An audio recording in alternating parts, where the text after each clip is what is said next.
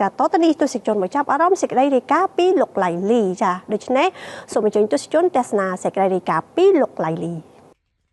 ទស្សនវិជ្ជាការព្រំដែនប្រែប្រួលប៉ុន្តែការឋានសំណង់មួយចំនួនស្ថិតនៅក្នុងការដំណើរការធម្មតាទោះបីការឋានមួយចំនួនផ្សេងទៀតបិទមិនដំណើរការក៏ដោយបើតាមការបញ្ជាក់ពីប្អូនប្រុសឈ្មោះឡាចសីហាតំណាងឲ្យក្រុមហ៊ុនបូរីវីឡាផ្ទះល្វែងមានជ័យក្រុងប៉ោយប៉ែតបានរំលេចថាក្រុមហ៊ុនរបស់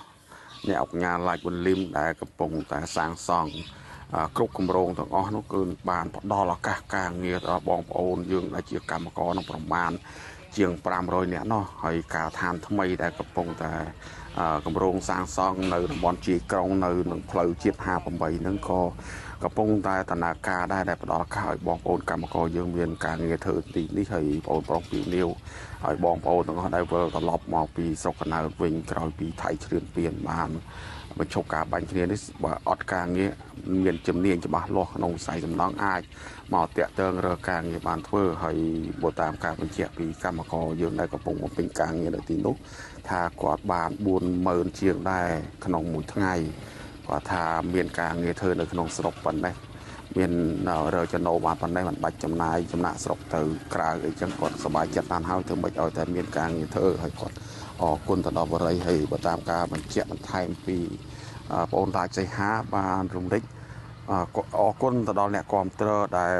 ជឿជាក់ទៅលើក្រុមហ៊ុនដែលកន្លងមកក្រុមហ៊ុនបានធ្វើនៅគម្រោងជាច្រើនហើយប្រកបទៅដោយគុណភាពជឿជាក់ហើយទីតាំងល្អៗដែលជាជំរើសអតិថិជនហើយបច្ចុប្បន្ននេះឋានភាពព្រំដែនដោយសពថ្ងៃมันមានលំនឹងច្បាស់លាស់ដែរប៉ុន្តែអតិថិជននៅតែបន្តគាំទ្រក្រុមហ៊ុនដែលជាឱកាសល្អមួយដែលគាត់អរគុណទៅដល់បងប្អូនទាំងអស់នៅតែបន្តជឿជាក់អរគុណទៅដល់រាជរដ្ឋាភិបាលអាជ្ញាធរយើងហើយក្រុមហ៊ុននឹងខិតខំធ្វើសំណងឲ្យមានគុណភាពដើម្បីទទួលបានការគាំទ្រទៀតហើយបងប្រុសឡាចសីហាថាគម្រោងរបស់ក្រុមហ៊ុនដែលបងញ៉ាឡាចវុនលឹមគឺនៅតែបន្តសាងសង់ចឹងគឺมันបានបិទគម្រោងទេដែលជាកត្តាមួយផ្ដល់ឱកាសទៅដល់បងប្អូននៅតំបន់ជាដែនកម្ពុជាថៃមានការងារធ្វើបានប្រាក់ចំណូលចិញ្ចឹមជីវិតហើយក្នុងនោះផងដែរបងអូនឡាចសីហាក៏បានរំលេចប្រាប់ពីដឹងថាបាទខ្ញុំបាទតំណាងឲ្យលោកអញ្ញាឡាចវុនលឹមបាទតំណាងឲ្យក្រុមហ៊ុនសំណង់ផ្ទះល្វែងជ័យបាទឥឡូវនេះដោយសារតែស្ថានភាពបាទនៅក្នុងទីក្រុងប៉ោយប៉ែតមានការវិបត្តិនៅមួយចំនួនបាទតែក្រុមហ៊ុនយើងខ្ញុំនៅតែបន្តបាទសាងសង់ជាពិសេសពុកម៉ែបងប្អូនគឺប្រាប់ហើយនៅតែទទួលបងជាងដែលមានជំនាញខាងសំណង់អាចមកដាក់ពាក្យធ្វើការនៅគម្រោងយើងបានបាទដែលមានទទួលបានប្រាក់បៀវត្សយ៉ាងច្រើនពុកម៉ែបងប្អូនដែលមានជំនាញអាចមកតាក់ទងបានបាទហើយទីតាំងគម្រោងយើងនេះគឺមាននៅទីតាំងជាប់នឹងផ្លូវ58បាទនៅគម្រោងក្រុងប៉ោយប៉ែតនេះបាទហើយសូមបញ្ជាក់ផងដែរបាទគ្រប់គម្រោងរបស់សំណង់ផ្ទះល្វែងមានជ័យយើងខ្ញុំមានជាច្រើនទីតាំងគឺមានការសាងសង់ជាធម្មតាទេមិនបានមានការផ្អាកទេបាទដោយទទួលពុកម៉ែបងប្អូនដែលមានជំនាញខាងសំណង់អាចមកដាក់ពាក្យធ្វើការបានបាទមានជាច្រើនរយនាក់ឥឡូវយើងនៅតែបន្តទៀតបាទហើយបច្ចុប្បន្ននេះបានថាប្រហែល100នាក់ដែរកំពុងបំពេញការងារហ្នឹងបាទជារងថ្ងៃនេះមានប្រហែលជា500នាក់ជាងបាទជាងឥឡូវនេះយើងពីមុនមករៀនរហូតដល់1000នាក់ដោយសារតែកត្តាសេដ្ឋកិច្ចឥឡូវនេះយើងបានតម្លើងនៅគម្រោងនេះថែមក៏ត្រូវការជាងបន្ថែមទៀតដែរបាទហើយមានពាក្យអីទៅអាជ្ញាធរអតិថិជនដែលនៅបន្តគាំទ្របងបាទជាចុងក្រោយនេះក៏សូមអរគុណបាទខ្ញុំបាទតំណាងឲ្យលោកកញ្ញាឡាចវុនលឹមក៏សូមអរគុណបាទធំមែនទែនបាទដែលបានកាត់ថ្លៃបានបាទទៅដល់អតិថិជនរបស់ក្រុមហ៊ុនយើងខ្ញុំទាំងចាស់ទាំងថ្មី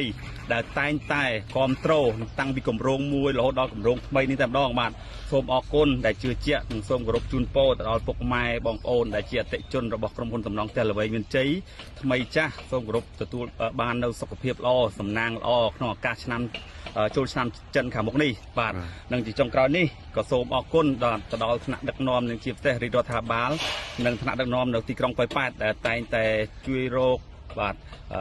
ដំណោះស្រាយដល់បងប្អូននិងរកទីកន្លែងទីទួលសុវត្ថិភាពដល់ពុកម៉ែបងប្អូនទូទាំងក្រុងប៉ោយប៉ែតនេះតែម្ដងបាទជាថ្មីម្ដងទៀតអ្វីដែលយើងកត់សម្គាល់ឃើញថាក្រុមហ៊ុនរបស់អ្នកអង្គការ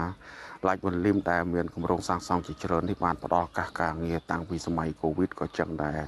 มันមានការផ្អាកសាងសង់ទេផ្ដល់ឱកាសការបងប្អូនយើងមានការងារច្រើនហើយពេលដែលទោះសង្គ្រាមឈ្លានពានពីប្រទេសថៃហ្នឹងក៏ក្រុមហ៊ុនមិនបានផ្អាកដែរផ្អាកតែពេល បាញ់ផ្លោងពីថៃមកទេពេលដែលបញ្ចប់ការបាញ់គឺដំណើរការធម្មតាឡើងវិញដើម្បីបានការងារដល់បងប្អូនយើងជាច្រើនរយអ្នកមានការងារធ្វើអរគុណខ្ញុំឡៃលីធ្វើសេចក្តីរាយការណ៍ ចាអរគុណលោកឡៃលីដែលធ្វើសេចក្តីរាយការណ៍នេះចា